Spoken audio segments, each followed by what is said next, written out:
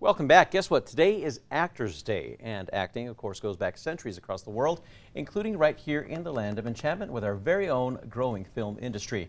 Joining us more this morning, talking about all that, is celebrity historian Raffi Andonian. Raffi, always great to have you with us. Of course, and David, look, I even brought our own acting disguises in honor of There you go.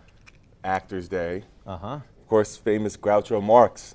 Yep. You just need the little bit of I've been to his grave in L.A. Have you really? Yep. You need the little, good morning, it'll make you turkey-poiky. That's right. Yeah. Famous legend in film and TV. I like that. Yeah.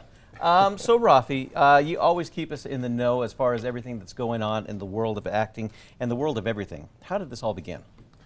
Well, we've all heard of the term thespians, right? And that is starting from ancient Greece. That's where acting originates. They used to have these processions, parades, masks, singing, and reading of poetry, big deal in ancient Greece. Well, one of the people was named Thespis, that was kind of known as being a great actor. He started doing the poetry in the first person, and that's where the term thespian comes from, that we refer to as actors, because Thespis was such a legendary actor that kind of helped start the profession. Now that spreads across all of ancient Greece, as we all know. You know, there's tragedy, right? There's satire, there's comedy, and these ancient Greeks are writing all over the place. It was very important for them. They saw it as a sort of analysis of the human condition. In fact, Aristotle, the philosopher, loved tragedy most because he thought it gives you perspective, it cleanses the heart, and helps you realize you shouldn't worry about petty little things. And I agree, tragedy is my favorite.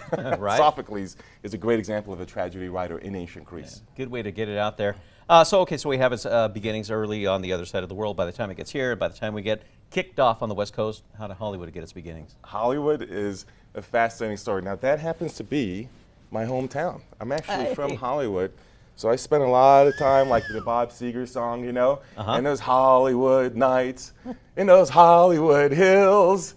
That was my life. Look at Raffi. It's entertainment and education all in one. It's Hollywood. Here. We got to make it entertaining. But Right. the easy answer to that is that it used to be an agricultural town. Eventually, from a real estate development, got electricity. The Hollywood Hotel, where they still hold the Oscars today, actually, and that started this trend of starting movies. So, Count of Monte Cristo was the first film to be completed there.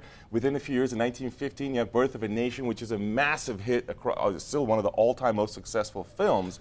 And as a result, what happens is a lot of these studios move from the east to the west, in part to get away from the patent protection of the major studios in the East Coast. That's part of the reason they come out there, believe it or not.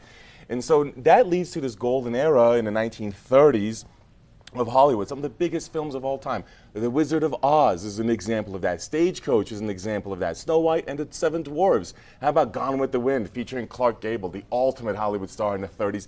Even though in the Great Depression, it was a great way for people to get away and analyze the human condition, just like the ancient Greeks. There you go. And quickly tying this together, you know, talking about that move west, we're along the way, New Mexico, right? That's right, and it's in the same era, believe it or not. It's 1898, Thomas Edison comes here to New Mexico, makes the first film. It ties in the culture, and then, of course, D.W. Griffith, the guy who did Birth of a Nation, comes here also, works at Isleta Pueblo, and Las Vegas, New Mexico also had, at that point, dozens of films come out with multiple producers living there in the 19-teens into the 1920s. Wow. And, of course, Billy the Kid is filmed in Santa Fe, filmed again in Cerrillos, and filmed also over in down in Las Cruces. So what you have is multiple times the culture is being tied in. It's not just the scene and the lighting, which you have in LA, scenery and lighting as well, but the culture, because when D.W. Griffith came here, for example, he did an indigenous version of Romeo and Juliet. Wow. So the culture of New Mexico ties into the early film industry. It's not just Oppenheimer in recent months. Yeah. This goes back more than a century. One thing I was proud to say is that I actually got to educate Raffi on something this morning. The soundstage that we have here, our Newsplex at KRQE, once a soundstage that produced movies back in the 70s and 80s, such as Convoy, Butch Cassidy and the Sundance Kid, the early years. I didn't know that. That's right. Stumped the celebrity historian. Right here where we're standing. Yeah. Raffi, where can we find more information? CelebrityHistorian.com, where you can find out about me. And the Hollywood has a historical society you can look up. And New Mexico Film Guild has a website you can look up some information just to get started before you get too far into the archival stuff. It gives you some starting points. There you go. We love the education. We love the props.